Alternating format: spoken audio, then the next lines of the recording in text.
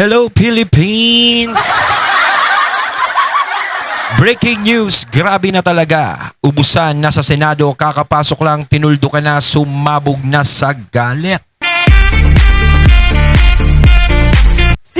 Ayan, syempre ito po ang inyong lingkod na si BT and welcome to my channel, Tunay na Kritiko.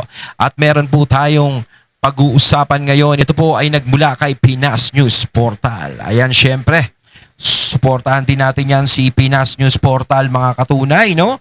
Mga balitang inihahatid niya sa atin, no? At yan ay bibigyan natin din ng reaksyon. So, wag na natin pagtagalin at sabay-sabay na nating panoorin ang laman ng video na hatid sa atin ni Pinas News Portal at bibigyan natin ng reaksyon ang balitang ito. Pasok!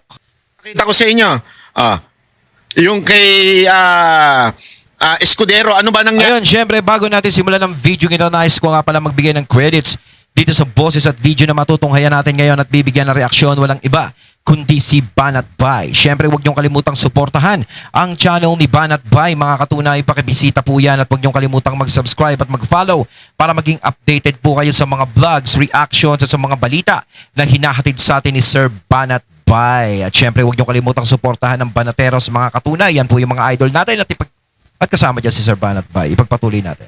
Dyan? Let's go to the details. Baka sabihin nila, pinagtatanggol lang na. Hindi! Let's go to the details. Tingnan ninyo. Itinanggi ni Senator Francis Escudero ang aligasyong tumanggap siya ng mahigit kalahating bilyong pisong kickback sa flood control projects. Iginit niya yan sa kanyang kontrasalaysay na isinumite sa Ombudsman. Nakatutok si Joseph Morong, exclusive. April 16 nang irekomenda ng Field Investigation Office ng Ombudsman na kasuhan ng plunder, graft at indirect bribery si dating Senate President Francis Escudero. Base sa reklamo, nagkamal umano si Escudero ng lampas kalahating bilyong piso galing sa mga umano'y maanumalyang flood control project. Base sa aligasyon ni dating Department of Public Works and Highways o DPWH Undersecretary Roberto Bernardo. Pero sa kopya ng counter-affidavit ni Escudero na eksklusibong nakuha ng GMA News, itinanggi niya ang mga aligasyon at pinabulaan ng nakakuha siya kay Bernardo ng 306 million pesos noong 2024 at 280 million pesos noong 2025 na tinanggap umano ng kaibigan, campaign contributor at umani bagman ni Escudero na si Maynard Ngu. Wala raw ebidensya na magpapakita na bagman niya si Ngu at inutusan niya ito na gumawa ng aksyon para sa kanya. Base lamang daw. Kita niyo yun? Kasi ang story niyan, sabi ni Bernardo, si Bernardo na naman. Mamaya, antay kayo, meron ako sasabihin. Eto, kesyo meron daw middleman, si yung Maynard Ngu. Humingi daw, tapos binigyan niya daw, tapos binigay daw kay Escudero. So, puro hearsay. Kasi puro daw yan eh. Hindi naman direktang nakausap niya eh. Si Chis Escudero eh. Dumaan lang daw kay Maynard Ngu. Paano kung sa kanya? Mahirap kasi yan yung may mga middleman. Diba? Kasi madali lang naman, sa totoo lang madali lang naman magturo. Diba? Kung ikaw yung nag-aano, tapos ituturo mo si Escudero, tapos padadaanin mo sa middleman, kung yung middleman is ginagamit lang yung pangalan ni Escudero, paano yun? Kasi lahat naman pwedeng idawit yung pangalan ni Escudero. Halimbawa, yung middleman, tropa niya, o kaibigan niya, kumpanyero niya. 'Di ba? Ginagamit lang pala yung pangalan niya para ganito, ganyan. 'Di ba? Para makagawa ng mga ganyang klaseng bagay. Hindi naman alam nung mismong kausap o nung nagbibigay kung talagang si Escudero talaga yung talagang binibigyan o inaabutan ng mga ganyang pera. 'Di ba? Mas maganda kung ikaw ang nagbibigay ng pera o may binibigay kang pera, dapat kausap mo mismo yung pinaka inaano ng middleman. Di ba parang ganun dapat? Para sigurado. Eto totoo naman to. Paano kung ginagamit lang yung pangalan niya? Ayun yung sinasabi natin. Paano nga naman kung ginagamit lang yung pangalan niya nung middleman na sinasabi? Di ba? Di ba? Gumagamit lang. Alam mo naman ganyan sa Pilipinas, marami yan. Pag nahuli ka na nga lang na sa traffic sandali, tatawagan ko si General. Pero sa totoo lang, wala namang kilalang general. Kaibigan ko si Mayor Sandali lang, tatawagan ko si Mayor. Pagtawag, representative lang pala ni Mayor. Yung driver lang pala ni Mayor ng kausap mo, kaibigan mo. Tapos kakausapin Totoo kayo ng yung sinasabi ni Sir Banat Bay. Maraming mga ganyang klaseng tao na gumagamit ng matataas na tao, matataas na pangalan. Di ba? Meron pa nga sinasabi nila, anak sila ni Mayor eh. Anak ako ni Congressman. Pero ang totoo, hindi naman talaga totoo na anak sila ni Congressman o anak ni Mayor. Houseboy lang pala ni Mayor, houseboy lang pala ni Congressman, nagpapanggap silang ganun lang na anak daw. Di ba? Ang daming pwedeng magpanggap na sabihin, ako, tropa ko, general. Madaling magsabi ng ganun. Di ba? Pero kailangan mo ng pruweba. Lahat ng tao pwedeng magsabi na kadikit ko si ganito, kadikit ko si ganyan. driver. Stop ako ni Mayor. Ano na lang yan? Balato nyo na lang sa akin yan. Yeah, mahilig ang mga Pilipino sa ganyan eh. Kaibigan ko si ganito. Kaibigan ko si ganire. Gusto mo lang palang humingi ng discount doon sa restaurant niya. Oo. Sus. Yan. Si Maynard nyo lang siya lang ang kausap daw eh. Hindi pa nga tayo sure kung siya talaga yung kausap eh. Sa kwento ni Bernardo, ang sinabi raw ni Ngu na natanggap ni Escudero ang pera.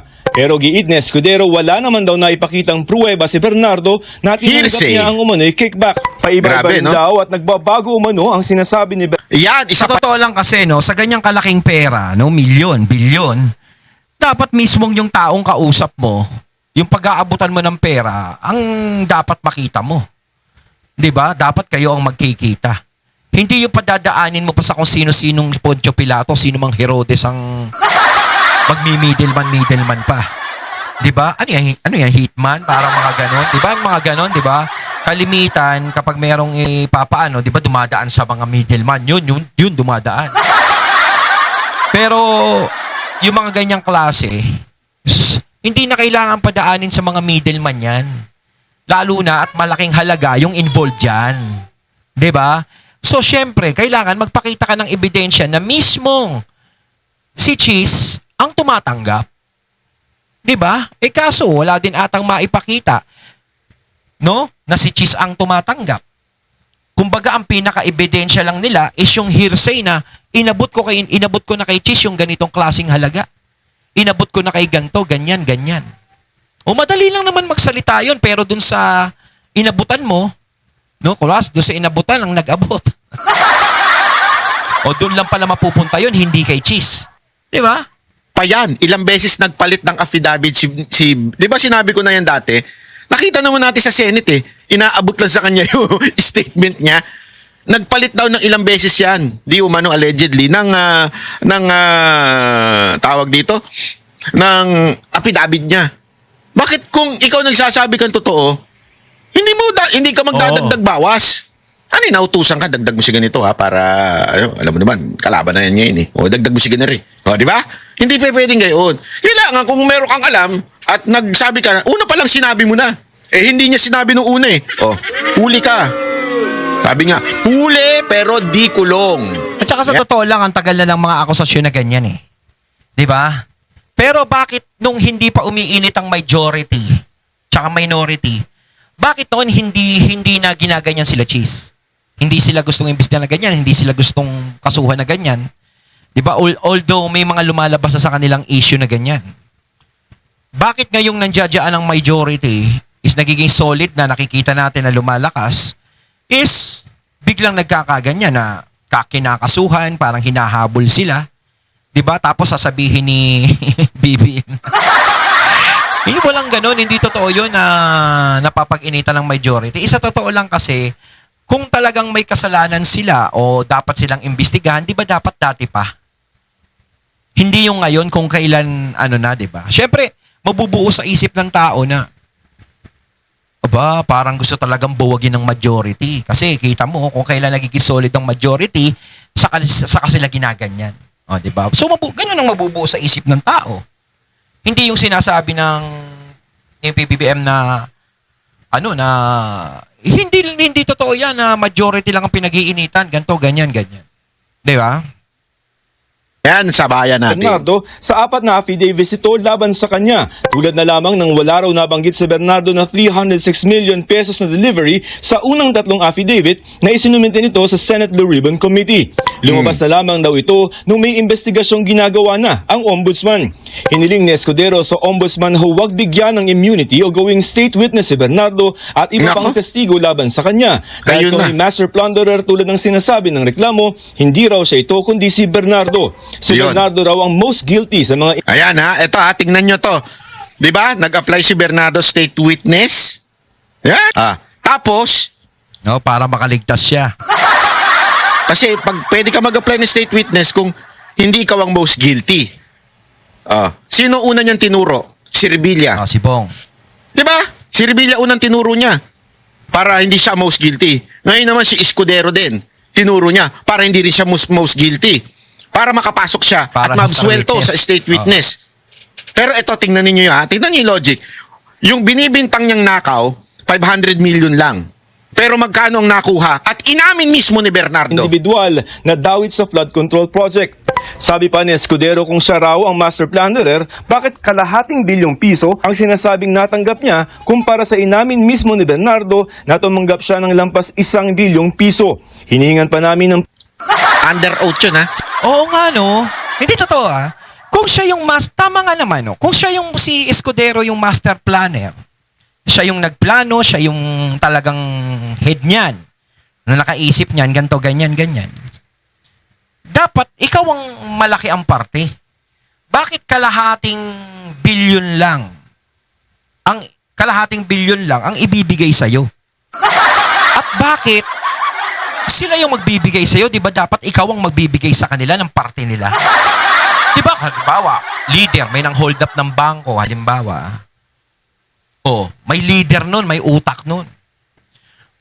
Siyempre, yung pera nun na nakuha nila, doon mapupunta sa leader at yung leader ang magpaparte doon sa mga tauhan niya. Bakit ganito?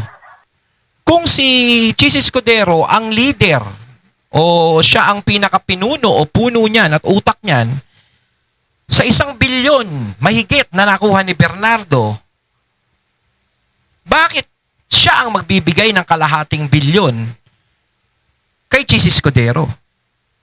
Di ba? Di ba dapat mas malaki ang mapunta kay Chis Escudero kasi siya ang master planner niyan? Dapat sa kanya mas malaki. Hindi pwedeng mas malaki doon sa mga amuyong. Di ba? Hindi pwedeng ganun. He admitted under oath 1 billion. Abay po. Doon pa lang logic, dictates eh. Ako ang mastermind? Ako ang boss? Mas malaki ang kita mo? Yun ang sinasabi Ano kahilo? ko. Di ba? yan. Sinong tanga ang magsasabi na ang most guilty yung mas maliit ang kinita? Ibig sabihin, yung tauhan mo, kaya kang kontrolin. Leader. Ikaw ang leader. Ikaw ang pinuno. Ikaw ang mastermind. So kung may mangyayaring ganyan, ikaw ang susunod sa kanila. Hindi ikaw ang masusunod.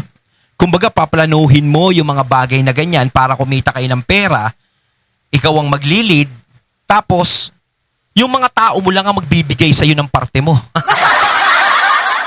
Parang kakaiba ngayon yan, kahit nga sa mga pelikula sa telebisyon, yung mga action yung mga sindikato rin hindi ko nakikitang tauhan ang nagbibigay ng pera sa leader Yung tauhan, binibigay ang pera sa leader para yung leader ang magpamudmod sa mga tauhan.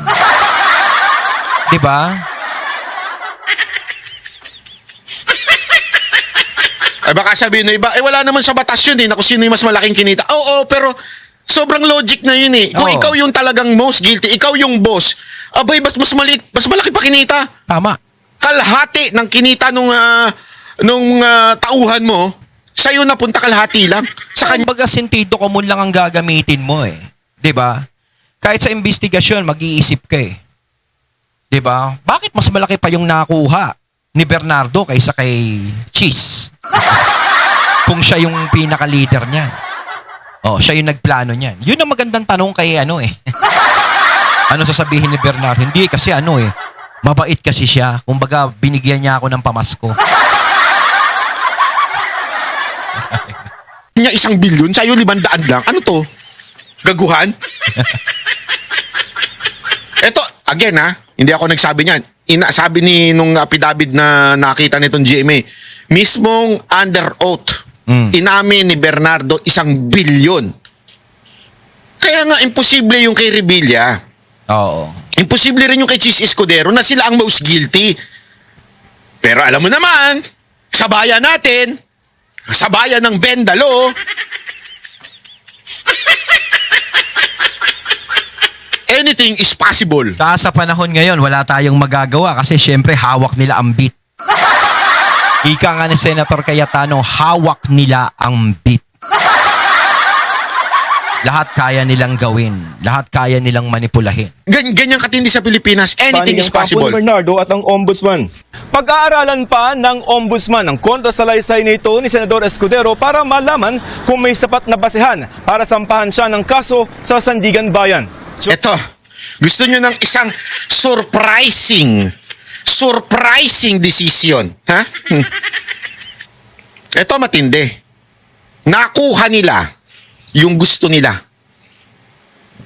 Kaya tinuro si Chis Escudero, kaya tinuro si Revilla para mapalaya etong si Bernardo. Tingnan ninyo. Pakinggi! The charges against former DPWH Undersecretary Maria Catalina Cathy E. Cabral are formally dismissed by reason of her passing pursuant O yan, given yan. Patay na siya eh. So siyempre, dismiss na yung kaso niya. Wala na. Pero yung iba, kamusta? to the revised penal code. Meanwhile, former DPWH Undersecretary Roberto R. Bernardo, former NCR Regional Director Gerard P. Opulencia, and former Bulacan 1st District Engineer Henry C. Alcantara have been formally excluded from the criminal sets of information filed. Excluded. Hindi included, excluded. Sa madaling salita, wala na siya, hindi na kinasuhan. This is in view of their official admission into the Department of Justice's Witness Protection Program under Republic Act 69. Kumbaga, state witness na talaga sila. Kumbaga, nabaliktad na ang sitwasyon. Hawak na nila ang beat. Lang niya hawak ang beat na yan. So, tinanggap na sa Witness Protection Program. Susunod yan, state witness na. Wala na, hindi na sila kasama sa kaso. So, kung sino yung mga ipagsasabi niyang mga yan, yun na yung mga kakasuhan. Ganun ba yun? Parang ang tanga naman ng mga taong nakikinig dyan sa kanila, di ba? Sa pagiging state witness nilang ganyan. O gaya nga ng sinasabi kanina, dun pa lang sablay na yung sinasabi ni Bernardo eh. Di ba? Na ikaw ang magbibigay lang kay Senator Chis ng ganun, ng party niya. No? Kung tinuturo mo siya talaga yung mastermind. Diba? Grabe naman. Sino kayang tanga ang gagawa nun? Sinong tangang leader at mastermind ang makakapag-isip ng ganun? Lalo na pera yan. Diba? Malaking halaga yan. Kung kinakailangan ng sa'yo lahat papunta yan, sa'yo lahat mapupunta eh. Kaya nga sinong tanga ang papayag na ganun lang na ikaw ang mastermind at papayag ka lang na pumarte ka lang na ikaw ang partihan. Antindi, alam mo, hindi ko malunok to. Nasusuka ako sa kawalang niya ang ginagawa ng gobyerno. Nasusuka ako. Kaya nga pumapasok na sa isip natin para talagang binabawasan na sila eh. Yung majority. 'Di ba? Or eto yung paraan para ba magbago ang isip nila bilang majority at lumipat sa iba. 'Di ba? Ako. O sana hindi totoo tong mga iniisip natin.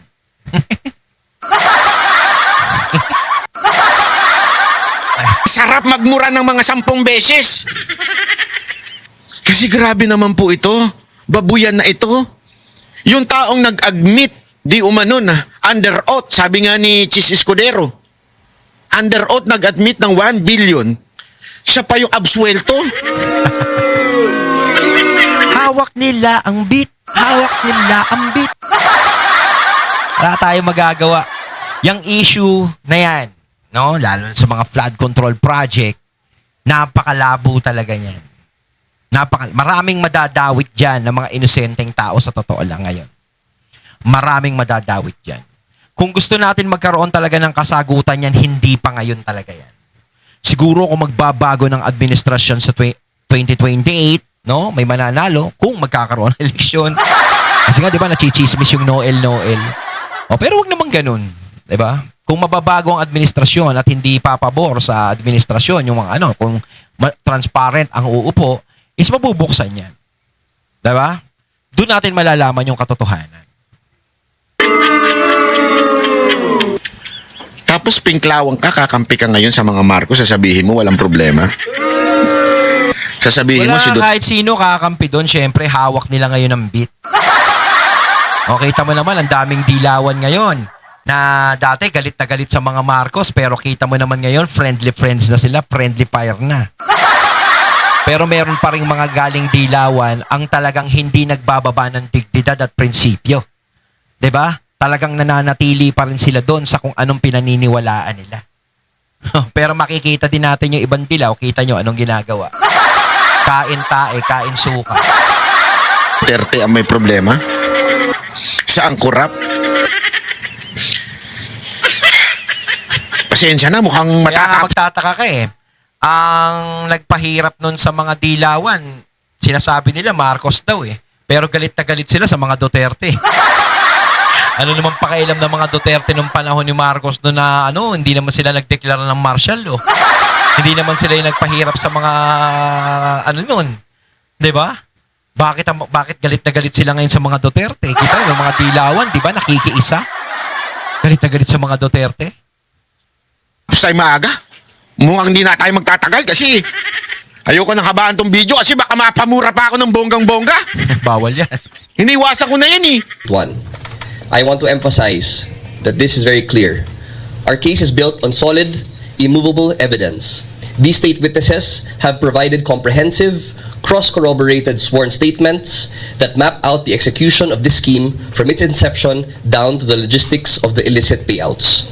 As for our next steps, the criminal sets of information are now being formally docketed before the Sandigan Bayan. Ayun, at ating natunghayan ang video na nagmula kay Pinas News Portal at syempre natunghayan natin ang boses at video na yun na binigyan natin ng reaksyon na nagmula kay Sir Banat Bay. Ayan na kayo mga katunay, anong masasabi nyo tungkol dito? Comment lang po kayo sa comment box. So once again, I'm BT and I'm out. Peace.